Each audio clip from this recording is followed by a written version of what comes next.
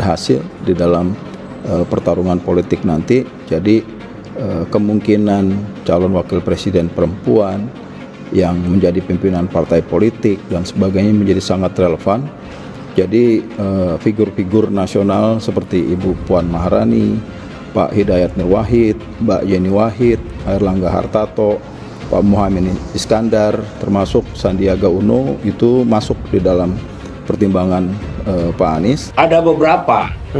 Tadi Pak Syarif Hasan mengatakan dari Demokrat itu ada AHY, Gus Coy mengatakan dari Nasdem ada Mbak Yeni dan segala macam. Ini semua masukan-masukan untuk kita untuk terus mencari yang terbaik. Jadi tidak ada yang perlu dipertentangkan, semua on proses, semua masih dalam penggodokan, dan insya Allah puji Tuhan pada saatnya nanti kami akan muncul dengan pasangan Anies Baswedan dan titik-titik yang terbaik. Saya kira ini fine-fine saja. Sering bertemu, semua itu dalam rangka mencari titik temu, mencari kesepahaman yang terbaik untuk kita berangkat ke KPU melakukan pendaftaran.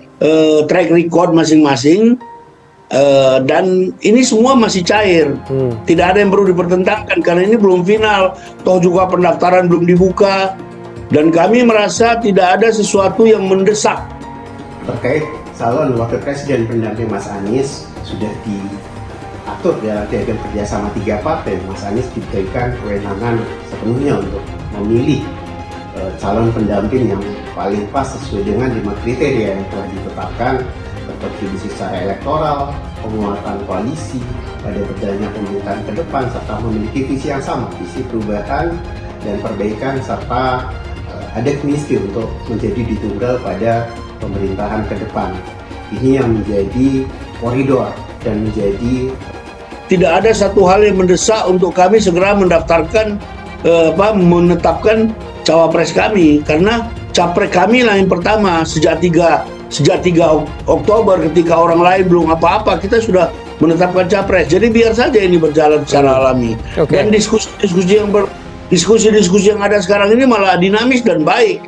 Relasi kita antar partai juga baik. Kita tetap saling percaya. Anda bisa lihat bagaimana Demokrat menerima partai lain, bagaimana Pak Surya Paloh menerima yang lain. Kita karena koalisi ini kita bangun di atas basis saling percaya, kita fine-fine aja berdialog dengan masyarakat. 3 hari yang lalu kami mendampingi beliau di Padang, juga banyak masukan tentang kriteria cawapres.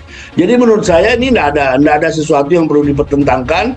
Kita tunggu saja pada saatnya. Kami pasti tidak terlambat mendaftarkan paslon kami yang komunikasi sama parpol. Saya semua parpol, saya komunikasi dengan semua tokoh-tokoh partai, saya semua tokoh politik, dan biasa semua.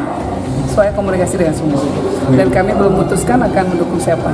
Surya satu-satunya, tidak ada pikiran juga untuk buying time dan hal-hal yang seperti itu. Kita on proses, kita memanfaatkan seluruh waktu yang ada untuk berdiskusi. Jadi tidak ada urusan buying time, dan kita ini bukan ego partai. Jadi saya membaca, saya juga diminta menanggapi beberapa pernyataan-pernyataan dari pimpinan partai koalisi. Saya tidak mau menanggapi, kenapa? Suasana memang seperti itu kan. Ada yang euforia, ada yang sudah tidak sabar, ada yang lebih tenang. Kalau kami memang di briefing sejak 3 Oktober oleh Pak Surya, kita semua berbaur kemana-mana, kita berkomunikasi dengan semua pihak untuk mencari masukan yang lebih baik. Jadi nggak ada urusan buying time. Sekali lagi saya katakan, tidak ada alasan yang mendesak bagi kita untuk terburu-buru menetapkan cawapres. Acuan dalam menentukan cawapresnya. Terkait nama-nama, saya kira Pak Sudirman Said sebelumnya sudah menyampaikan bahwa sudah mengerucut pada satu nama. Kita hormati itu, kita tunggu waktu yang tepat untuk dideklarasikan. Jadi jangan sampai ada yang terus menjadikan ini sebagai tokoh kelontong, dijajakan ke tiap orang yang diketemukan atau ditemui selalu diberikan penawaran sebagai cawapres. Saya kira tentang cawapres ini sudah selesai dan tinggal menunggu waktu untuk dideklarasikan. Pak Anies juga pasti tidak sendiri, beliau kan mendengar dan mendengar. Kemarin di Padang kemarin lagi di Bandung, sekarang ada di Situbondo. Itu bagian dari Anies Baswedan mendengar rakyat untuk memilih yang terbaik. Saya kira begitu. Oke, baik. Kesediaan Yeni Wahid jadi cawapres dan bahasan Anies Baswedan dan Nasdem dikutip dari banjarmasinpost.co.id Jakarta. Sejumlah tokoh mulai terang-terangan dan membuka diri untuk dilamar menjadi calon wakil presiden.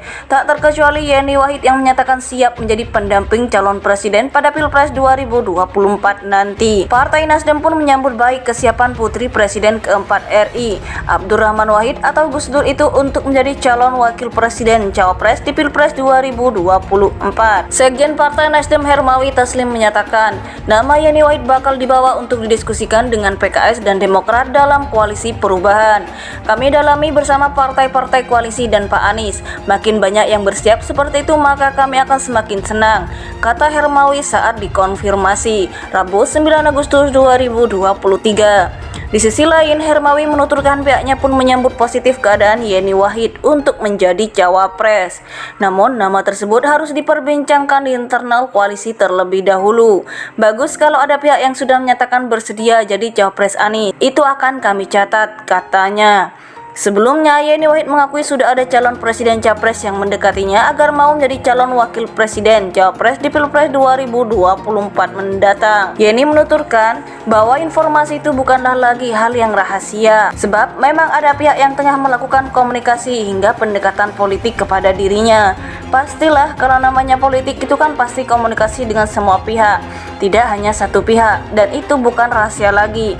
Kalau ada pendekatan-pendekatan, kalau ada komunikasi-komunikasi, kata Yeni di gedung DPR RI Jakarta Selasa 8 Agustus 2023. Namun begitu, Yeni memahami bahwa politik memang diperlukan banyak pertimbangan, diantaranya pertimbangan elektabilitas hingga koalisi yang bakal terbentuk.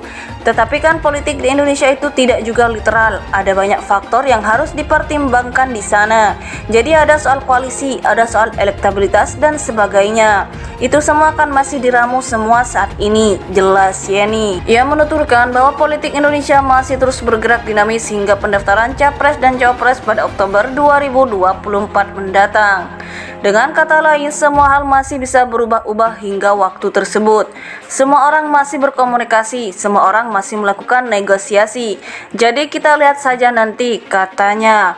Yeni Wahid mengaku siap jika nantinya ditunjuk menjadi calon wakil presiden cawapres di pemilihan presiden Pilpres 2024 mendatang. Sejumlah tokoh mulai terang-terangan dan membuka diri untuk dilamar menjadi calon wakil presiden.